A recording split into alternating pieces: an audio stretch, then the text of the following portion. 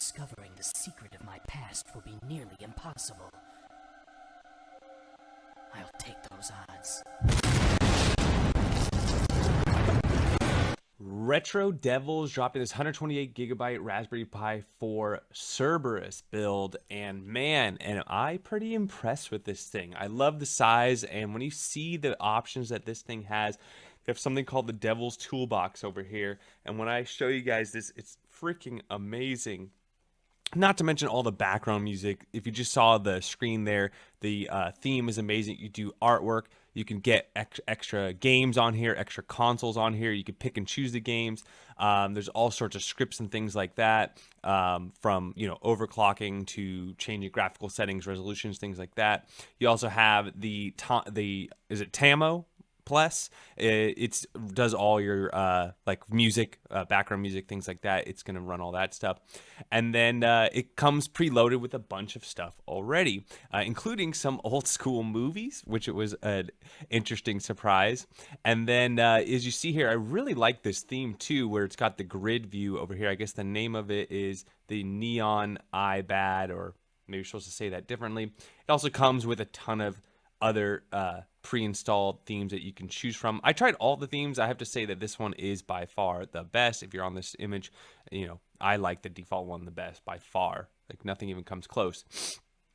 And you do get the video snaps as you, or no, not on, looks like on Mega Drive you don't.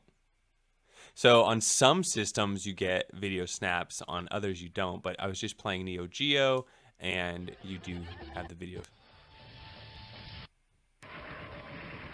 So in the lower right hand corner, you do have that.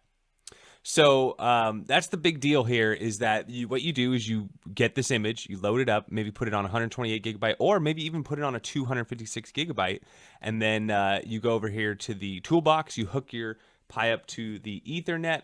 And what I did earlier is I downloaded I downloaded Mario Party 1, 2, and 3. I did the pick and choose. You could do the whole console pack if you want, like get all the Nintendo 64 games, for example.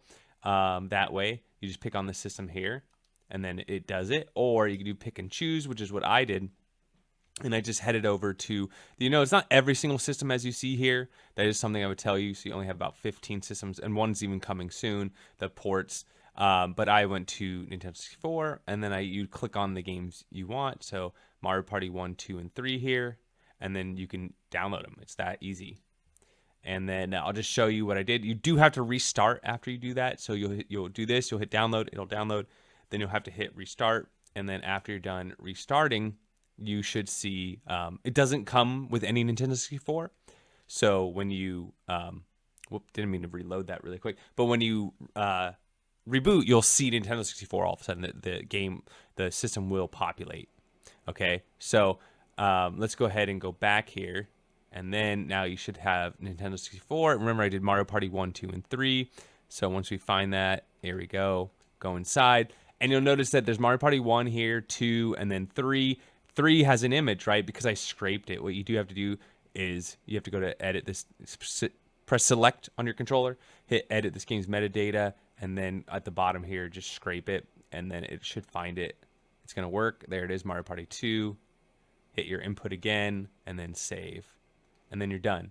I don't know if that's the case if I was to install like all the Nintendo 64 games. Oh, by the way, yeah, love the details in this thing, from the intro videos to even watch when I quit the game here. There's an outro video as well. There's splash screens. It's really done up. You even have the bezel project as well. Let me go ahead and get out of here really quick.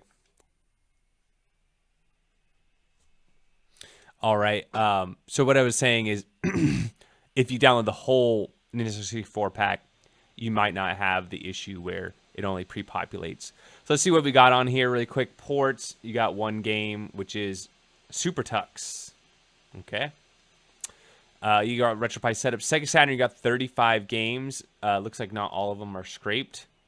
Again, you could scrape those if you want. There's the emulator folder there. And you can add more as well. I don't really like playing Sega Saturn that much on the Raspberry Pi 4. But, hey, if you're into that. SG-1000, you got 68. Super Nintendo, you got pretty much all of them here, 76. But you even have the hacks as well. That's nice to see. So it does look like those are not no pictures and things for those. A lot of those don't really have great pictures anyways. For wine, you got 9 games here. You got Angry Birds Star Wars, Hydro Thunder, Battlefront, Star Wars Battlefront, and then Teenage Mutant Ninja Turtles, and then some additional wine apps. Atari 5200, you got 81 games. Dafne, you have 2 games. What do we got here? We got Conan and Friday the 13th. Dreamcast, we got 21 games. The first one is just the Start the Emulator, in case you're wondering why that shows up that way. Does look like there's a duplicate here as well for Marvel vs. Capcom. And we do have video snaps, as you see, which is nice to see. Oh, there are a couple duplicates. All right, because each of these have different CDs. And, of course, there's going to be Sonic Adventure 2 because that's what this whole theme is based around, is one of the characters there. Game Gear. You got over 300 Game Gear hacks. What do we got? We got Royal Stone, Shining Stone, Sonic Drift 1. Okay.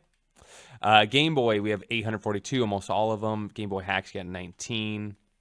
Game Boy Advance, you got all of them. Game Boy Advance hacks, you got 26, so quite a bit of Super Metroid, Super Mario, and Pokemon hacks. Sega Master System, you got 280. Sega Mega Drive, you got 559, and these do not have video snaps. It seems that way.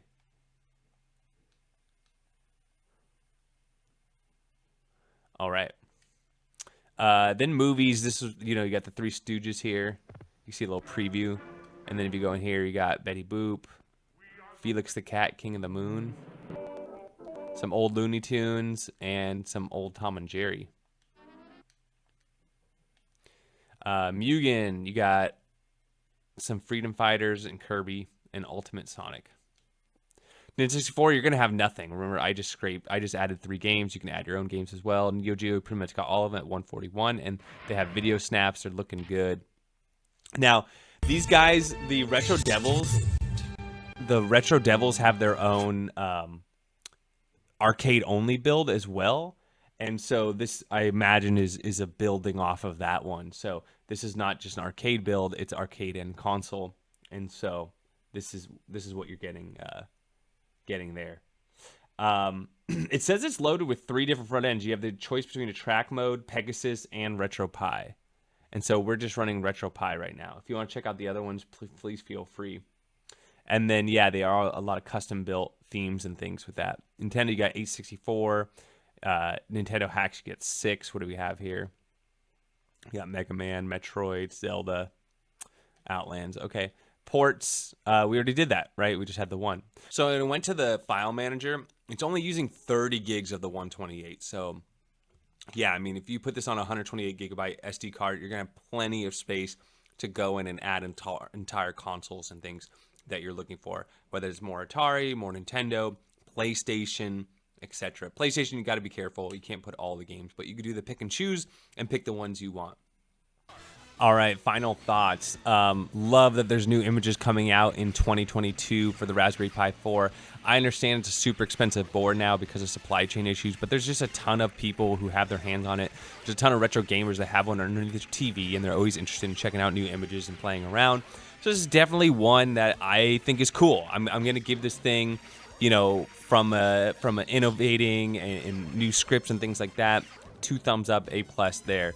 The way they're using it, their default emulators, things like that, I don't necessarily think it's the best of the best, but it's still very, very good.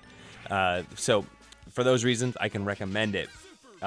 I really like the ability to go into the option menu, change the background music. I also really like the toolbox with all the scripts and everything. You don't even need a keyboard for this build whatsoever. It's super user-friendly. The downloading of the games and everything is amazing, but please do so at your own risk. You do need an internet connection.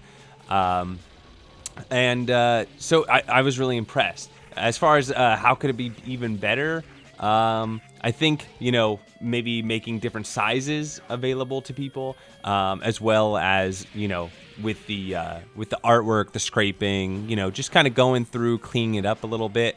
But again, these are little small, minuscule things. People might even delete games they don't want and things like that. In the README, it does say it comes with the track mode and Pegasus as well as RetroPie that we were running, and I believe you hold Shift, or it's probably in the notes if you want to do it as far as to change the boot and what you want to boot into. But a lot of people who watch my channel are probably just going to be running RetroPie. I think it's probably the smoothest, gives you a lot of functionality. You know, it's just a lot easier, less keys binding, things like that.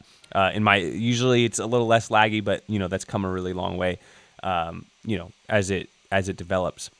So, you know, pick your own adventure. I love that. Love a new image coming out. Hate the price of a Pi 4 right now, especially for somebody who's just getting into retro gaming. I'm sorry.